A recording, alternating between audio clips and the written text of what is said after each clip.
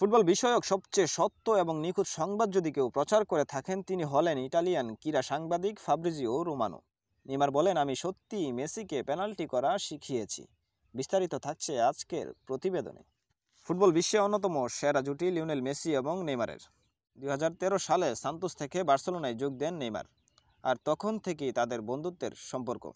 দূরপাল্লার shoot, free kick, outside the box সহ সব ধরনের গোলে অভ্যস্ত ছিলেন লিওনেল মেসি, কিন্তু পেনাল্টি শুটে লিওনেল মেসি ছিলেন তুলনামূলক দুর্বল। বিশ্বকাপ, কোপা আমেরিকা, চ্যাম্পিয়ন্স লিগ সহ বড় বড় আসরে পেনাল্টি মিস যেন তাই প্রমাণ করে। মেসির পেনাল্টি স্কিল উন্নয়নে সাহায্য করেছিলেন নেইমার জুনিয়র। প্রশিক্ষণে মেসি নেইমারকে জিজ্ঞেস করেছিল, তুমি কিভাবে পেনাল্টি শুট করো? নেইমার বলেন, আমি যা করতে পারি তুমিও তা করতে পারবে। তারপর আমি তাকে প্রশিক্ষণ দিয়েছি এবং মেসি তা রপ্ত করেছে। বন্ধুত্বের সম্পর্ক যে যোগ্যতা কিংবা কোনো অর্জন দিয়ে হয় না, তার সবচেয়ে বড় প্রমাণ মেসি এবং নেইমারের বন্ধুত্ব।